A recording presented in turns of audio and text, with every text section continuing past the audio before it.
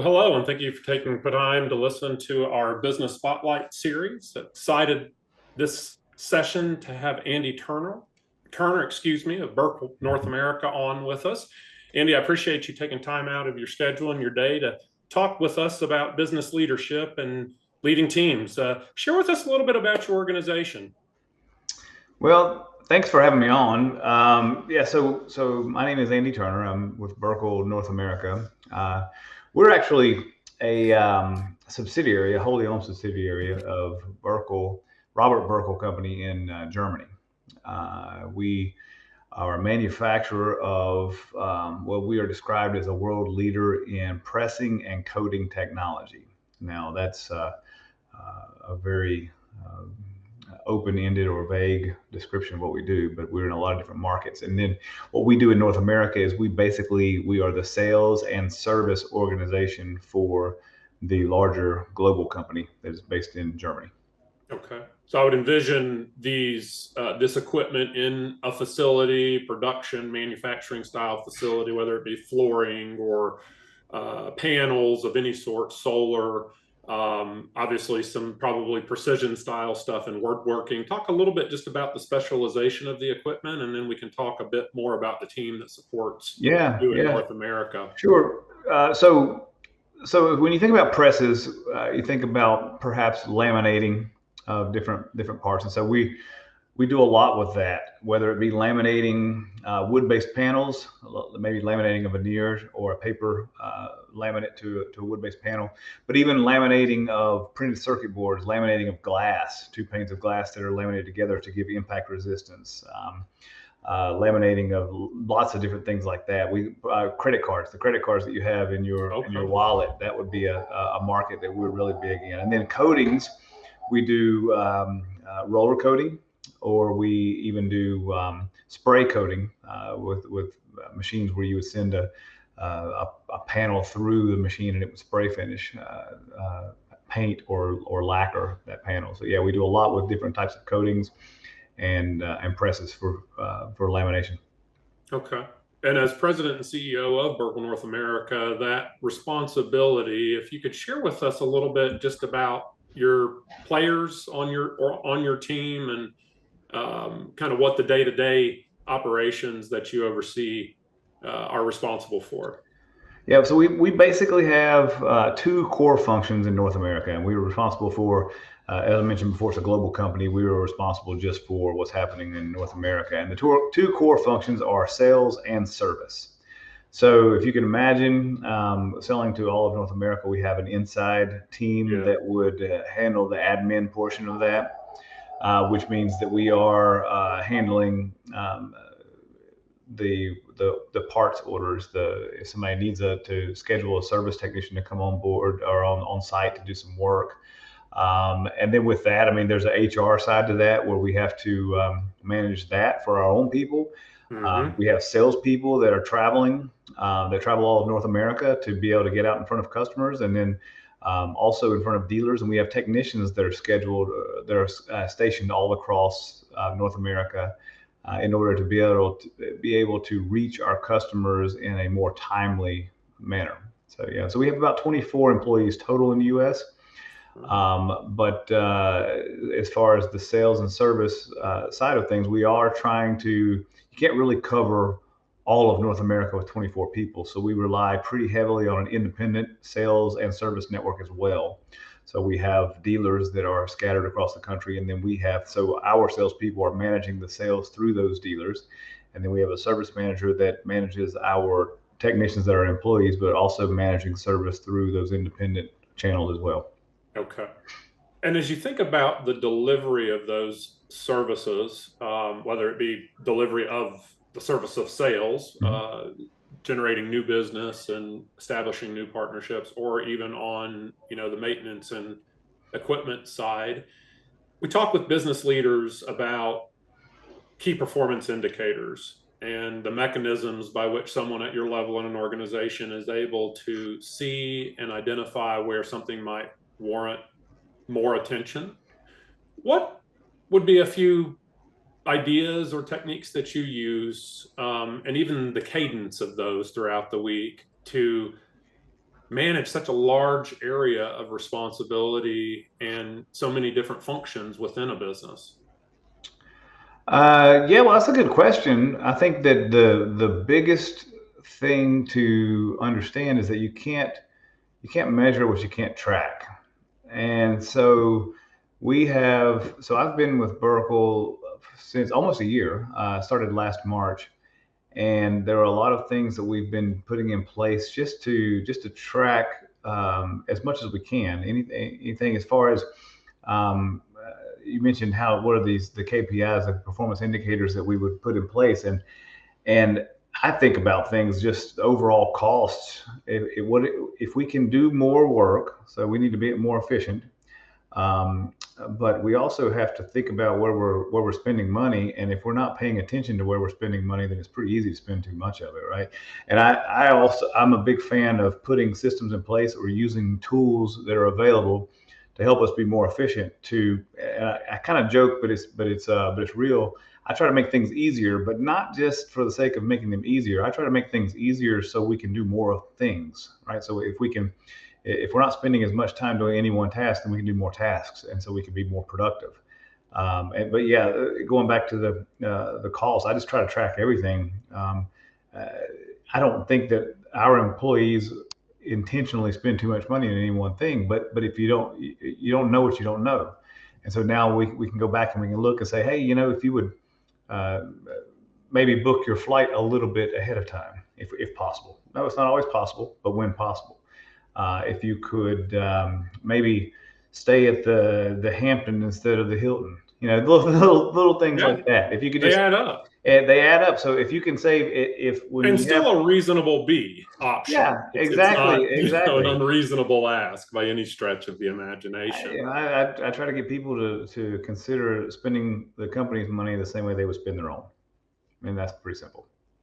Absolutely. Absolutely. I think that's a great point. And I think, as we talk about kind of that, you make the money when you sell or you close the deal, you keep it on delivery. Mhm. And so as we talk about those mechanisms by which they are not only monitored, but I think that there's 100% engagement is another key element. I'd be interested to hear your thoughts, but obviously that 100% participation to say that they know that they're part as a team. I'm talking about the they here as far as a team member, that they're part of where the business is headed, and therefore benefit of the doubt, right, to a senior leader to say, these are reasonable asks, and at the end of the day, we're part of the profit, which is what's left after delivery, based on the efficiency and the margin, those things that you mentioned being Mhm. so focused on, and so key element there.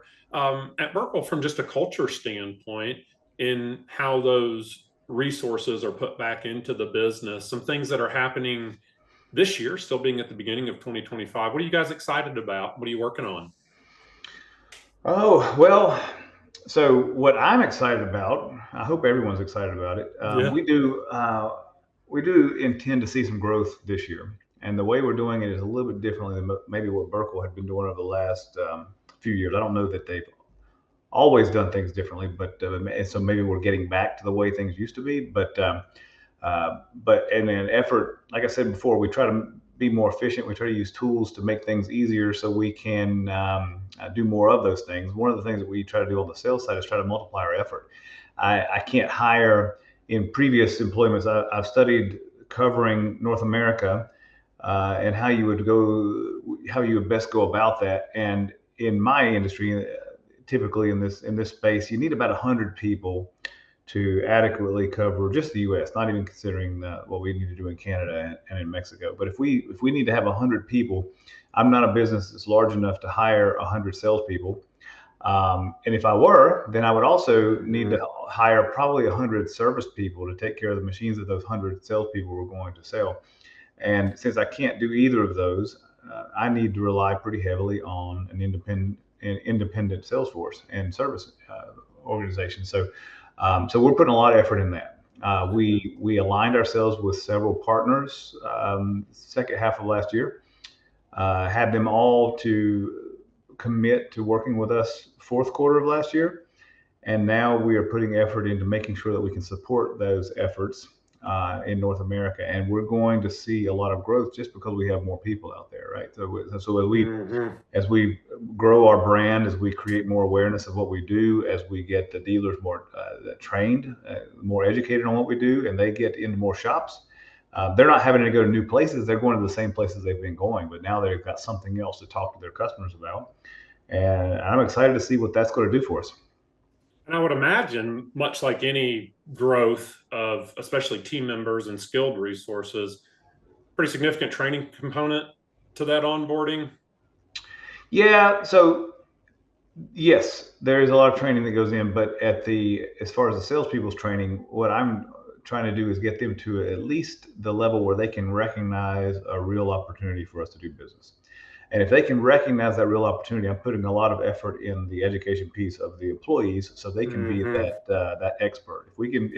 If we can have the expertise as an employee that focuses just on this, and then we can just train those independent salespeople to know enough about what we do to be that general practitioner to at least know there's something here, and they can call our experts to Support come in and line, support it. Yeah, level two support, whatever yeah. the case And may so be. if we can get to that level, so yeah, training is a big part of what we're going to do this year too. Even started some of it late last year, and we're going to expand on that to not only get our people. We need our technicians. We're hiring new technicians all the time, and we're working.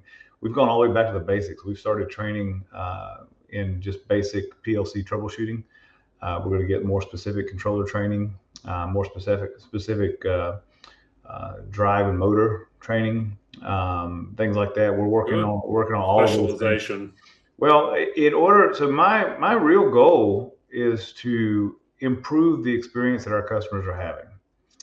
And in my view on that is how do we do that? My view on that is that we have to we have to overly service them, and we got to put good people into their shop that don't take too long to solve the problem. And if we can do that, if we can be very responsive to them with a team of people that really know what they're talking about, so we're not going to waste a lot of their time, and we can get those machines that, because I mean, machines are always going to have problems. Machines are always going That's to right. break down.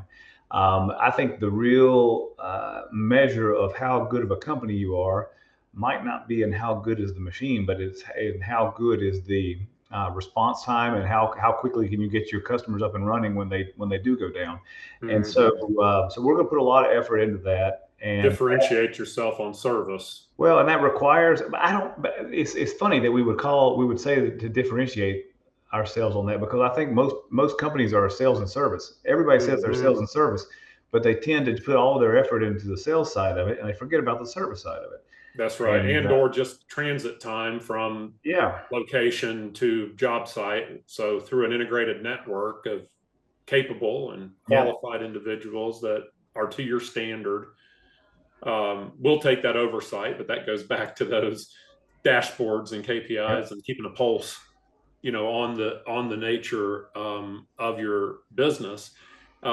Shifting a little bit more to the soft side of things here as we kind of get in the tail end of our time together, and you think about balancing the demands of business, and as a senior leader with such a large area and scope of responsibility, some ways that you approach your week to go into it with clarity and the appropriate energy, but also to try to keep things in balance, work-life balance. We've got a lot of established leaders that'll be listening into this content, but also kind of those ambitious beginners that are looking for some insights. And so any lessons that we can share to save them some time, get there faster, with a few less bumps and bruises. As we're framing this question up of mentors and also just techniques and tactics to kind of approach your work and keep things in balance. Andy, what would you share with us? Yeah, I think that is. I think that's the question everybody's trying to figure out, right? Is how do you actually balance work and life? And I think we all try to do it. I try to be present in whatever I'm doing. So when I'm at work, I try to really be present and be involved in that. When I'm at home, I really try to be present there. But it doesn't mean that it doesn't bleed over. right? So I certainly end up taking phone calls when I am at home. I certainly, I certainly take phone calls from my wife or my children when I'm in business too. Yes. Yes. I do joke. I joke with my team when we try to talk about work-life balance that it's easy to balance work and life if it's 100% work and 100 life, and 100% work and 100 life balance, 100% balance. And we Figure it are, out. yeah, we just do everything all the time. Mm-hmm. But yeah, mentors. Most of my mentors have probably also not been perfect at that. They've been very driven people. I've learned a lot from them, but but mostly it's been on the business side of it and not on the balance side of it. So I think that I've been intentional about most things in my life, and I understand that it does require some balance, and I have to spend some time with my wife and my children if I want to still have a relationship with them.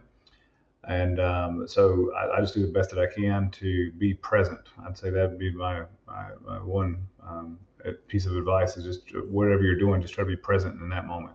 Absolutely. Talk a lot with clients and those that we care about regarding, living present future versus past present.